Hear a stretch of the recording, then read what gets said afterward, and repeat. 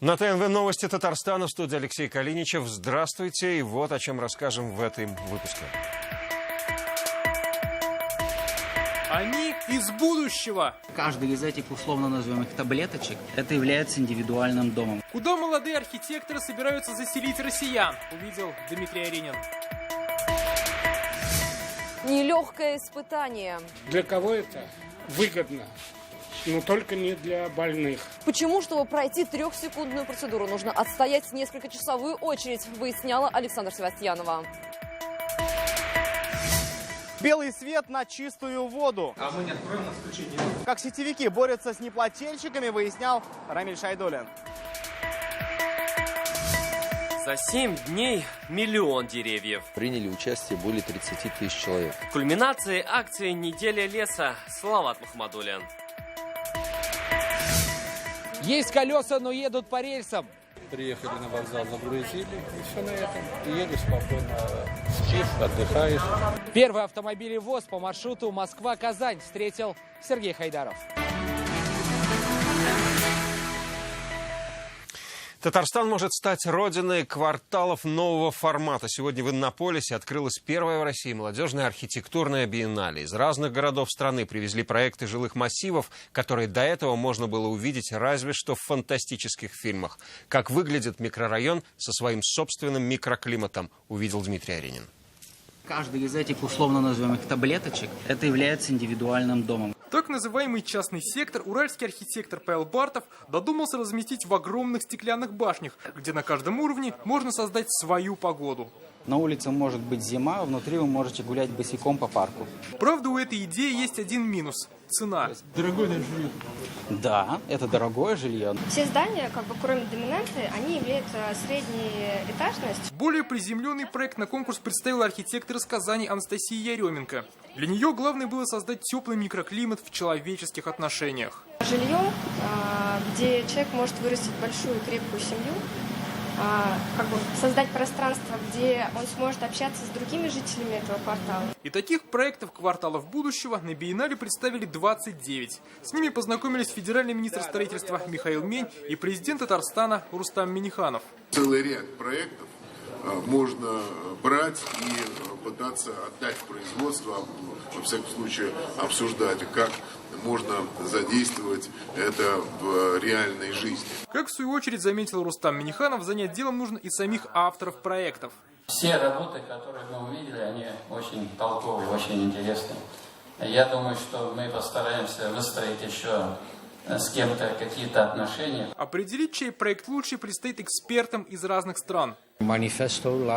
То, что я увидел, это очень сильно. Я думаю, будет интересное голосование, нелегкий выбор, потому что мне сразу понравилось несколько проектов.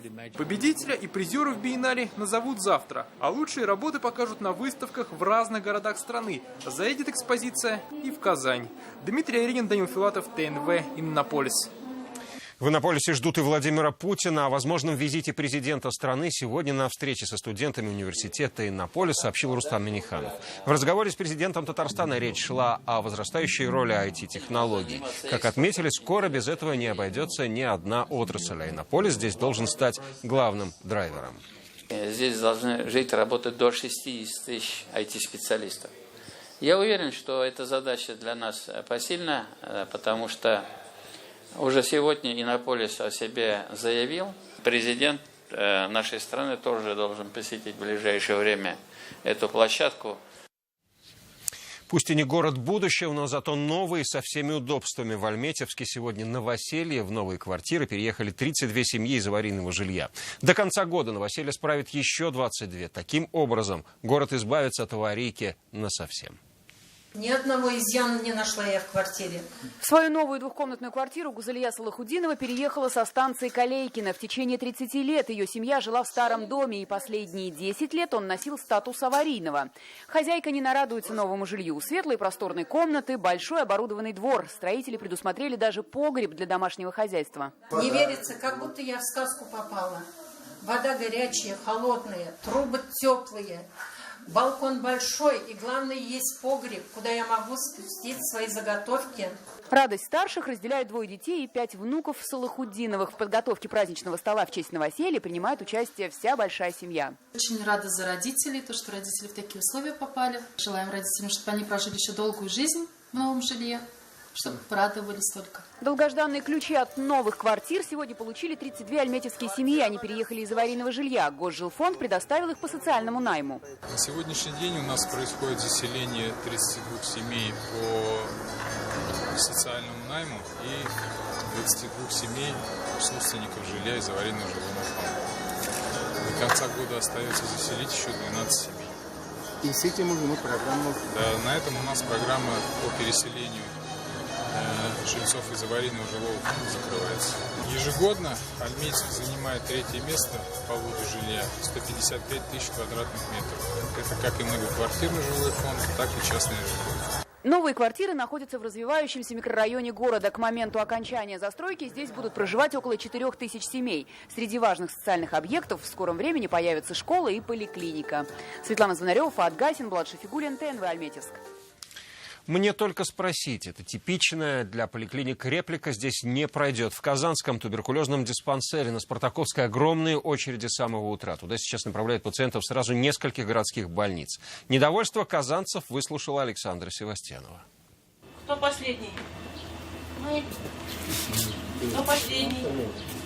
Здесь этот вопрос пользуется особой популярностью, да и запутаться несложно. Кабинет регистратуры еще не открылся, а изба уже полна. Только такие ассоциации вызывает это здание в центре города. Не вдохнуть, не выдохнуть. Чтобы пройти флюорографию бесплатно, надо отстоять как минимум 3 вот такие вот очереди. Сначала на регистрацию, затем, чтобы пройти саму процедуру, а еще на следующий день, чтобы забрать результаты. Приехал без 10:10. Регистратура была закрыта. Сказали, кварцевание полчаса. 3 круга не ада, но дискомфорта точно. Равиль Салихов утверждает, ждать приходится долго. Да еще и за один день сделать не успеешь. Результаты флюорографии можно забрать только спустя сутки. Во всех поликлиниках флюорографические кабинеты были. Сейчас нет. Закрыли. Для кого это выгодно? Но только не для больных. В 18 поликлинике мы проходили спокойно. Придешь и пройдешь. Все, результат у врача. Пришла в обед, это 3 дня назад или 4 дня назад. Ребенка не с кем оставить. Точно на следующий день сказали приезжать. Я с Московского района. Мне очень тяжело добираться. С таким наплывом тяжело справиться и специалистам, и даже оборудованию. Помимо своих клиентов, они обслуживают как минимум 100 человек дополнительно. По факту все они прикреплены к другим поликлиникам. Происходит капитальный ремонт поликлиник, и в результате 14 поликлиник в настоящее время направляют на флюорографию к нам. И это пока временные трудности, которые связаны с программой капитального ремонта. Изменить ситуацию обещают к Новому году. А сейчас, чтобы хоть как-то облегчить жизнь пациентам, применяют передвижные флюорографы. Они по расписанию работают в тех поликлиниках, где идет ремонт. Казанцев об этом информируют сами медсестры по телефону. Александр Севастьянов, Владимир Залюшев, ТНВ, Казань.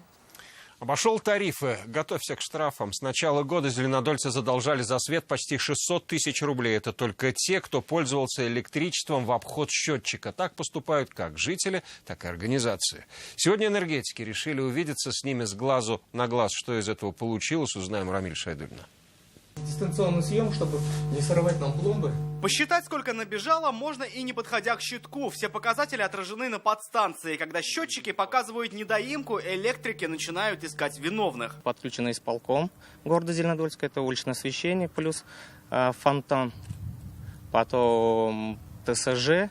2 дома. С 5-м домом на улице Рогачева случай особый. К его счетчику подключено местное кафе. Сколько энергии сожгло заведение, видно уже в подъезде. Есть ли нарушение, тоже. Свои показания мы всегда видим. В любой момент мы можем посмотреть, какое у нас нагорание. А чтобы не было разнобоя, сетевики проверяют еще и на местах. Ведь бывает, что от общих цифр куда-то вычитается и краденое. За это отключение электроэнергии и штрафы. С начала года зеленодольские сетевики раскрыли больше 50 случаев кражи электричества. Помогли показатели подстанций.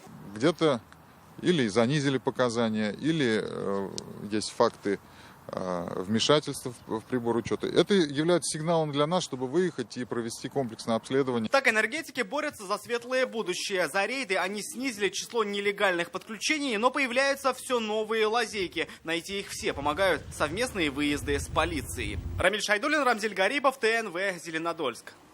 К другим темам. Парламентский урок от депутатов в Госсовете. Сегодня прошел день открытых дверей для учителей истории, права и обществознания, которые в своих школах проведут парламентские уроки. В этом году они посвящены 25-летию Конституции Татарстана. Фарид Мухаммедшин говорил не только о документе, но и в целом о том, что сегодня волнует сферу образования. В том числе и о ситуации с изучением родного языка. Я думаю, мы найдем общий язык, найдем сбалансированное обучение людей, зная блестяще, так как знают в Татарстане русский язык, и сдают ЕГЭ, то же самое, выше, чем русские территории нашей страны, я вам скажу, это абсолютно не мешает при этом еще и повышать конкурентоспособность, зная язык той территории национальной, в которой ты живешь. В Казани сегодня простились с известным фотографом и путешественником Михаилом Медведевым. Он скончался после долгой болезни. Похоронили его на Арском кладбище. Проститься с Михаилом Михайловичем пришли родные, друзья и коллеги. Яркие воспоминания о яркой жизни услышала Александра Севастьянова. Он видел жизнь через объектив фотокамеры. Сегодня объектив смотрел на него. В кадре друзья и родные, с цветами в руках и скорбью на лицах. Михаил Медведев долго болел, но смерть все равно пришла как-то неожиданно, говорят родные. И даже вот в период болезни я долгое время вообще не знал ничего, и по нему никогда нельзя было этого сказать. Дружелюбие и жизнелюбие – постоянные спутники Михаила Медведева. Ко всему подходил с юмором. Он был своего рода первооткрывателем. Фотографировать начал в 13 лет. Ему принадлежит серия фоторабот из Африки, Южной Америки и Антарктики. Он вел летопись строительства КАМАЗа. Вот, к примеру, Михаил Медведев на раме грузовика. Благодаря ему у нас есть фотолетопись КАМАЗа, фотолетопись команды КАМАЗ-мастер. Потрясающие фотографии с летающими КАМАЗами, когда он, рискуя жизнью, создавал великолепнейшие репортажи. Мы потеряли очень большого профессионала, очень большого друга, человека с огромным сердцем.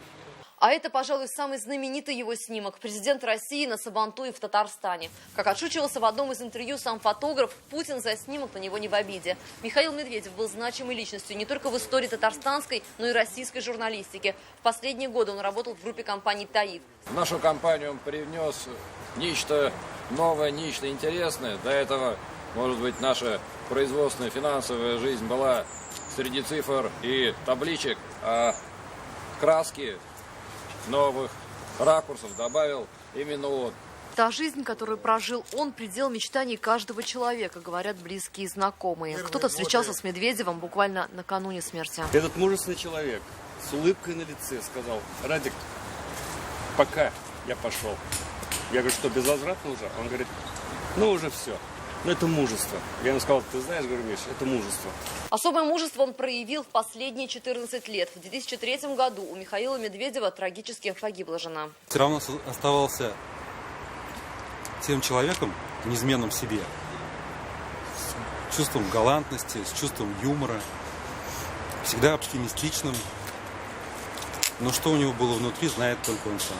Еще тогда он спроектировал себе памятник, который стал надгробием на могиле супруги. 2 мраморные плиты. Одна сторона черная со звездой Давида, другая белая с православным крестом. Теперь они снова вместе.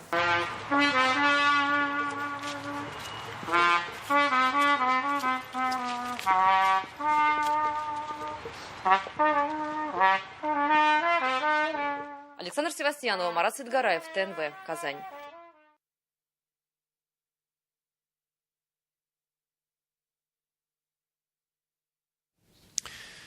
Казань через космос. Уже завтра в Абу-Даби открывается чемпионат мира WorldSkills. А сегодня там презентовали концепцию эстафеты флага соревнований 2019 года, которые пройдут в Казани.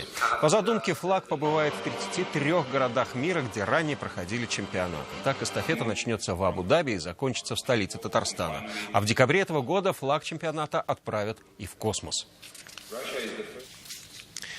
На нынешних же соревнованиях Татарстан представит 8 молодых специалистов и 3 эксперта, пока они готовят участников к WorldSkills 2019, а в понедельник улетают в Абу-Даби. Кто и где готовит молодых специалистов, узнавала Алина Бережная. Паяют, сваривают и подключают провода. На заводе вместе с рабочими студенты собирают компрессор для холодильника. Так ребята готовятся к WorldSkills 2019. Среди участников Олег Бузинов. С металлом на «ты». Тренируется ежедневно. Очень много нюансов всяких. Теоретически там мало где сказано, почему это может не работать и так далее. А если ты на практике, ты уже с этим сталкивался, у тебя есть опыт, и ты как бы можешь спокойно, без проблем решить эту проблему. Ну что, ребята, как успехи? Хорошо. Ольга Логушкина – главный эксперт на мировом чемпионате этого года. Проводила своего участника в Абу-Даби и уже готовит новых специалистов. Скорость и качество работы – вот чего пока не хватает участникам WorldSkills 2019. Опыта мало еще, конечно, еще чемпионатного опыта мало. Это же нужно и знать, как выполнять задания, и вообще требования самого чемпионата понимать, как бы специфику WorldSkills. На мировой чемпионат в Абу-Даби от республики поедут 3 эксперта. Один уже там. Ольга Логушкина вместе с коллегой улетает в понедельник. Едут подготовленные, прошли обучение в Санкт-Петербурге. Теперь они знают, как поддержать участников из Татарстана. Алина Бережная, Андрей Сантальцев, ТНВ, Казань. Когда автомобиль едет по железной дороге, на Казанский вокзал в специальном вагоне прибыла первая такая машина. Теперь автомобили-возы будут двигаться по новому маршруту. Москва-Казань. Ее путь проследил Сергей Хайдаров. Это вагон автомобилей-ВОЗ. Такой дебют события для наших железнодорожников. Но больше всего этого вагона ждал хозяин автомобиля. Купил его в Москве еще вчера. Уже сегодня он оказался в Казани. Во время движения поезда внутри вагона машина находится действительно в безопасности. Ее очень крепко держат сразу 4 ремня. Причем держат они каждое колесо. Так сдвинуться с места у нее нет просто ни единого шанса. Сразу после разгрузки проверка автомобиля. Повреждений никаких нету. Если бы я ехал ночью, было бы очень тяжело. Я вообще сейчас в годах уже ночью не люблю ездить. Дороги у нас, сами знаете, какие. Одна машина прибыла, другая отправляется. Дмитрию Малькову предстоит переезд в столицу. С ним жена и маленький ребенок. Первым делом отправляет автомобиль. Такие автомобили-возы в России работают уже с 2012 года. Первое авто по железной дороге отправилось из Москвы в Хельсинки. Сегодня в списке маршрутов уже 8 городов России и зарубежья. Казань стала еще одной точкой на карте ЖД автоперевозок. Сергей Хайдаров, Рамзиль Гарипов, ТНВ, Казань. Берега Казанки спасут деревья. Хвойные сегодня высадили во оврагах и низинах города. Таким образом, почва будет меньше разрушаться и оползать. А за неделю леса в республике озеленили 350 гектаров, высадив 1 миллион деревьев. Салават Мухаммадуллин тоже взял в руки меч Колесова. Не 2 сеянца, не 5, а 1. Индивидуальный подход к каждому отростку. В руках меч Колесова – это лесопосадочная лопата. Для Андрея Атаманова она как игрушка. Сажает деревья лесник уже 30 лет. Сегодня в напарниках студента аграрного университета Милеуша Зинатова. Мне нравится сажать все эти ели. Мне это интересно. Но я уже с 10 класса мечтала стать экологом. Посадить дерево – это какое-то успокоение души происходит. И ты себя ощущаешь намного чище. Чище становится и природа вокруг. Посадка идет практически прямо на берегу Казанки. Если сейчас здесь кругом овраги и размытая дорога, то через десятки лет, благодаря елям, почва станет в разы устойчивее. Безопасность жизни граждан обеспечивает прежде всего зеленые легкие и леса нашей республики. Только сегодня посадили 5000 елей и сосен. Всего же за неделю леса республика обогатилась 1 миллионом новых деревьев. Эффективность акции, скажем так, да, на этой акции, вот один показатель, на этой акции приняли участие более 30 тысяч человек. Это уже о чем-то говорит. В стороне не остались и школьники. Сегодня они очистили от мусора берег Казанки. Салават Мухаммадуллин, Ишат Мухаметов, ТНВ, Казань. В Казань сегодня прибыл особо ценный груз из 18 века. Государственный Эрмитаж делится со столицей Татарстана императорским фарфором. За процессом распаковки хрупких экспонатов наблюдала и Эльмира Шеймарданова. Осторожно, хрупко. Легкие и приятные глазу предметы старины, созданные мастерами императорского завода. Чтобы столь ценный груз не пострадал, перевозкой экспонатов занималась специальная фирма и сотрудники Государственного Эрмитажа. С особой тщательностью каждый из экспонатов аккуратно разворачивается из и переносится для дальнейшего осмотра. Крупные вазы, как эта фарфоровая симфония из коллекции Императорского фарфорового завода, можно перевозить только в разобранном виде. Один из самых ранних экспонатов – сервиз «Павловск» тет-а-тет на 2 персоны. Но это предмет любования, из них царственные особы не пили чай. Этот сервиз интересен тем, что на каждом предмете имеются миниатюры. И те рисунки, которые создавались русскими художниками, акварели, они моментально переводились на фарфор. Вот фарфоровые статуэтки XVIII века словно застыли в поклоне после грациозного танца. 501 экспонат, но здесь считается все. Блюдечки, чашечки, крышечки, разные маленькие детали. Эти образцы зрители увидят впервые на выставке под прозрачным льдом глазури «Фарфор Петербурга», которая откроется в центре Эрмитаж Казань 19 октября. Эльмира Шимарданова, Игорь Романов, ТНВ Казань. Завершит выпуск обзор спортивных событий. Информация о погоде на завтра. Я прощаюсь с вами. До завтра. Всего вам доброго.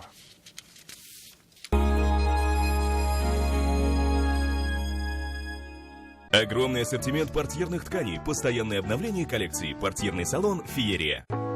Коррекция зрения 15 000 рублей за один глаз. Клиника «Кузляр».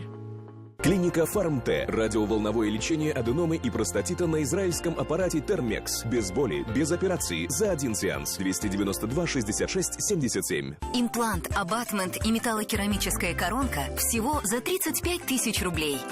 Только до 15 ноября в сети клиник «Городская стоматология». 28 октября в Татнефть-арене. Волшебная сказка для всей семьи с участием олимпийской чемпионки Аделины Сотниковой «Белоснежка на льду». Без возрастных ограничений. В клинике Медел лазерная эпиляция высокого уровня по суперцене. В клинике Медел лазерная эпиляция высокого уровня по суперцене. Счастье рядом. Из десятка предложений мы выбрали Южный парк. И это не случайность, а взвешенное решение. Современные квартиры по отличным ценам. Квартира в Южном парке – это новый уровень жизни для вас и ваших детей. Ой, папа, вас мама и тут, и там показывает. Так это Теле7. Все, что в нем есть, все показывают. Маму в телевизоре, наш ужин в духовке. А выходные? И выходные. Так, куда пойдем, в кино или в цирк? На каток. Теле7. Хорошо, когда мы вместе. Чтоб зубы были чище и белей, мы вам секрет откроем. Возьмите щетку, да посмелей, мы посвятим тебя в герои. Начнем мы с задних, коренных, с больших зубов, стоящих сверху. Вводите щеткой сверху вниз, кругом, снаружи и без смеху. Теперь передние, внутри. Держите щетку вертикально. Сейчас снаружи и кругом. Не нажимайте сильно, аккуратно. Почистим и жевательную часть, как дворник. И не лениться. Смотри, зубами можешь ты гордиться. Минздрав Республики Татарстан. Лечение катаракта от 30 000 рублей. Клиника «Кузляр». Двое мужчин в доме, а гвоздь прибить некому. Наносим отметку карандашом. Берем молоток и забиваем. Все понял?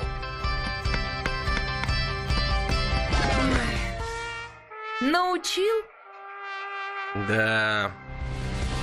С таким помощником мы тебе беседку на даче в 2 счета построим. Воспитайте у ребенка любовь к труду. Министерство труда Республики Татарстан. В поисках выгодного предложения ипотеки вы обходите много адресов. Заоблачное, высокое, среднее, рыночное. Но если вы ищете низкую ставку, запишите. Выгодная. Банк Аверс. Доступная ипотека здесь.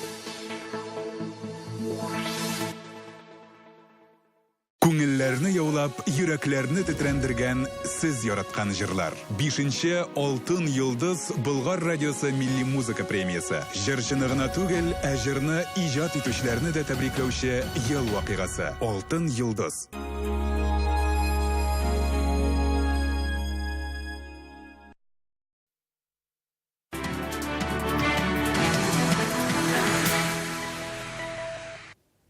Добрый вечер. Время новостей «Спорт» на ТНВ. В студии Алмаз Гафиятов. Курбан Бердыев против своей бывшей команды. Футболисты Рубина готовятся к матчу с Ростовом.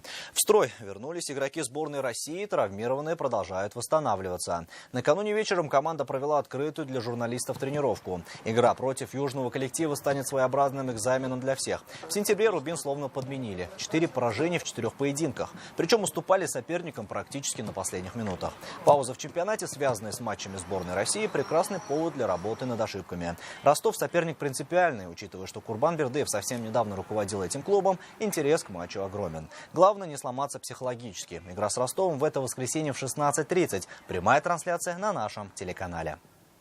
Потому что перерыв на пользу, действительно, психологическая такая ситуация была не очень хорошая. Потому что вроде при равных играх иногда с некоторым преимуществом мы теряли очки, более того, проигрывали.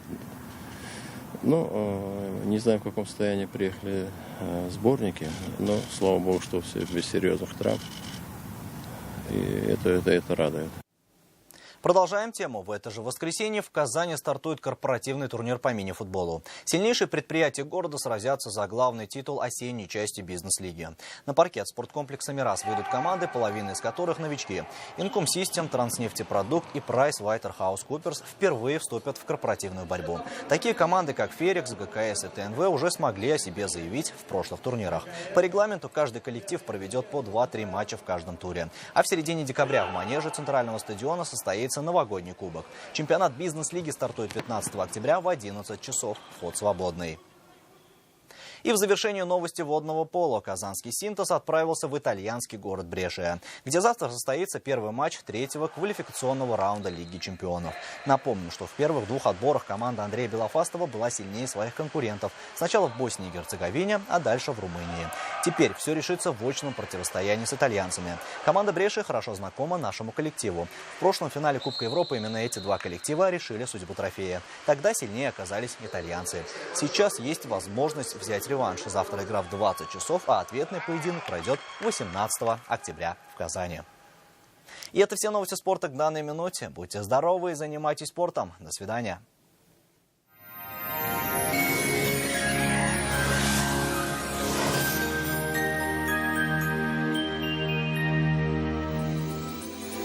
Здравствуйте! Очередной дождливый циклон принесет в Татарстан осадки, но будет довольно тепло. Подробнее после полезной информации. Спонсор показа – изготовитель корпусной мебели на заказ Данил Мастер. Быстро и качественно изготовит кухню по вашим размерам. 3D-проект кухни. Доставка и установка бесплатно. Только в октябре назовите пароль «ДМ Мебель» и получите 25% дополнительной скидки на вашу кухню. Данил Мастер. Настало время низких цен. Город Казань, улица Восстания, 23, телефон 2-167-166. По данным сервиса Яндекс.Погода, завтра на юго-востоке в Бугульме, Бавлы и Азнакаево будет пасмурно, вероятность осадков небольшая. Температура воздуха в ночное время +4, днем воздух прогреется до 12 градусов. На северо-востоке, в Нижнекамске, Набережных Челнах, Елабуге переменная облачность. Ночные температуры повысились до +6, днем столбики термометров покажут +12. На севере республики Мензелинский, Агрызий, Менделеевский облачная погода, но без осадков. Ночью +5, днем до 12 градусов выше нуля. На северо-западе, Варске, Кукмаре, Балтасе ночью без осадков +9. А вот днем пройдут дожди и около 9 градусов со знаком плюс. На юго-западе, Болгаре, Буинске, Торжаном облачно. Временами также пройдут дожди. Ночью +7. Днем +10. В центральных районах в Чистополе, Альметьевске, Мамадыше ночью ясная погода +5. Днем местами пройдут дожди, синоптики обещают 12 градусов тепла. В последующие дни дождливая погода сохранится. И еще одна полезная информация. Спонсор программы «Старейшая частная офтальмологическая клиника «Третий глаз» приглашает всех желающих для проведения всесторонней диагностики и необходимого лечения с использованием новейших моделей офтальмологического оборудования. Всегда рады вам помочь. Адрес: город Казань, улица Спортивная, дом 3.